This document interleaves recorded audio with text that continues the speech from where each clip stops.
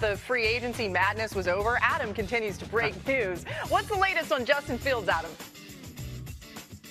Laura, it's never over, and today the New York Jets traded Justin Fields to the Kansas City Chiefs for a 2027 sixth-round draft pick. Fields gets to go to a place that he wanted to be, where Patrick Mahomes is recovering from a torn ACL, and the Chiefs needed a backup quarterback with them having lost Gardner Minshew to the Arizona Cardinals. Fields will come in, get plenty of work during the offseason, during training camp as Mahomes gets healthy and returns to the starting lineup, and now he'll get to work with Andy Reid. The New York Jets, on the other hand, get back another draft pick in the 2027 draft that is expected to be loaded. It's a late-round draft pick, but the Jets already are armed with extra ammunition in that draft. They'll need another quarterback in the room, but at some point in time, they are expected to draft one next month. We'll see what round they decide to do that, but they'll add to that quarterback room now that they've subtracted from it today by trading Justin Fields to the Chiefs.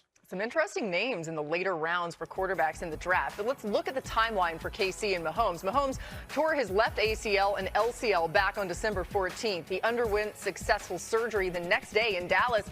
And the typical recovery for such an injury, about 9 months, meaning Mahomes will miss the team's offseason program. His availability for the start of next season, of course, is in question. The start is what we're focusing on.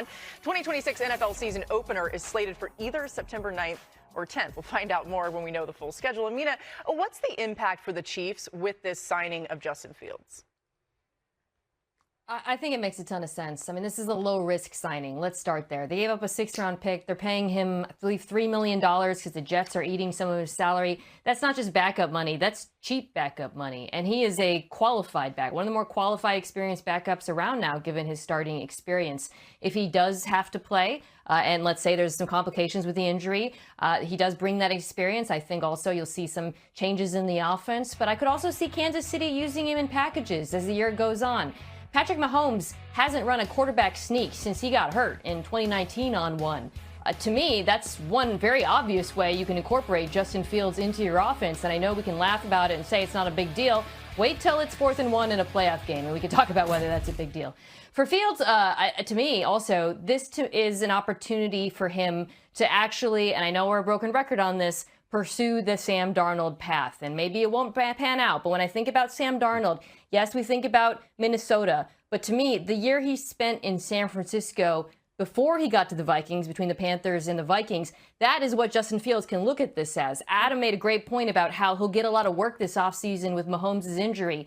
This is an opportunity for him to not only learn under the best, and of course Andy Reid, but also rebuild his value as a quarterback. I love it for both sides. Let's talk about what this will actually look like in the Chiefs offense. I mean, Chase, you spent 3 years with Andy Reid. How do you think this plays scheme-wise for Justin Fields and the fit? Well, I agree with Mina. It's a low-risk, high-reward signing for me, and I love it really for the player and for the team. Obviously, Adam was saying, Schefter was saying that Mahomes is coming off an ACL. Well, you don't know how or if he's going to be ready for the first of the year. So what do? You go out there, you get a high-reward type player. And I'm a huge Justin Fields fan personally. I like the way he plays, but it's his 4th team in 4 years. All right, Bears, Steelers, Jets, and then Chiefs, obviously. And it's the first in that span, though, with an offensive-minded head coach. He's going to get a lot of reps in the offseason. He's going to get a lot of reps in training camp. But even when Mahomes is back, I agree with Mina, like 4th and 1 in the playoffs, and it's 2nd and goal or 4th and goal, whatever it is, like you could view Justin Fields and Andy Reid. I mean, Andy Reid's drawing up plays on his napkins. It's well talked about. And so imagine a Justin Fields, Kenneth Walker backfield on these 2nd and 3rd and 4th and goals. I would love it. Adam, you mentioned how this impacts potentially the quarterback position in the draft this year for the Chiefs. Just elaborate a little bit more on that, where you see them maybe taking a quarterback and what their overall thought process is about this draft specifically for that position. Well, I think the Chiefs are good in this draft. The Jets, though, I think the quarterback position is up in the air moving forward next month. I think there are a lot of people around New York. I've already been asked, are the Jets taking Ty Simpson in round 1?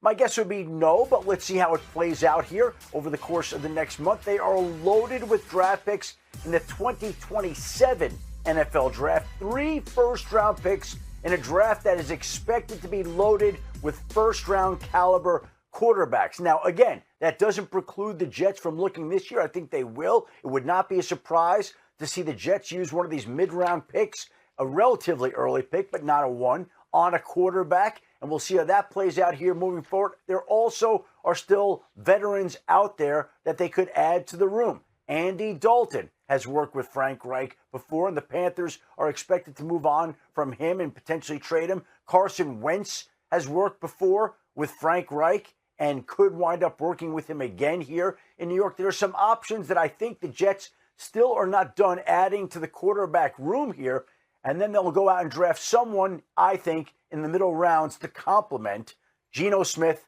a veteran, and a rookie. Adam, by the way, thanks for being a great teammate. I said the Chiefs, I meant the Jets. Two very different organizations, as we well know, and you picked me up right where I left off. All right, let's talk about the Eagles, guys. Also making some news last night by signing tight end Dallas Goedert to a one-year, $7 million deal, which helps the Eagles avoid a dead cap hit as well, so important there. They did lose Jahan Dodson in free agency, so this secures one of the Eagles' offensive threats to be back, and he's been a good weapon for Jalen Hurts, right? Goedert was a key part of this Philadelphia passing attack last season, catching a career-best 60 passes for 591 yards, heavily featured in the red zone, shattered his previous high with 11 touchdowns, and those 11 touchdown catches tied with first-team All-Pro Trey McBride for the most among tight ends in 2025. I'm not sure if we always talked about Dallas Goedert in that way, in that same conversation with McBride, but Mina, how does this impact the Eagles' offense as they head into the draft and next season?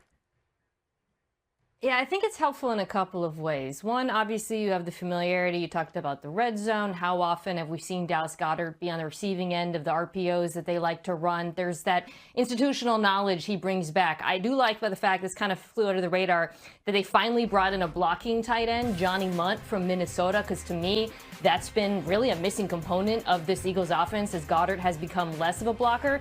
Now when they're running 12, maybe in 13 personnel, they have a blocking tight end, so he doesn't have to be in that role per se. But I also like it because of the flexibility it gives them in the draft. I'm a huge fan of the Oregon tight end, Kenyon Sadiq. Chase and I have talked about how much we both like him. I would love him in Philadelphia, but now there's no pressure necessarily to take him in the first round, especially if there's an edge, which is another glaring need they like there. So I like it when teams go into the draft not feeling like there's a glaring hole they desperately have to fill. They can let the draft fall to them. To me, having your tight end room makes it easier for them to do that, even if they take Sadiq, which I don't think should be off the table. Yeah, it's making me think, okay, so Sadiq, A.J. Brown, you got Devontae Smith, you got Dallas Goedert, and then that makes you think about A.J. Brown, Adam, naturally, right? What's going on there? Are they going to hold on to this guy after everything that happened in free agency? It seems like maybe they are for now.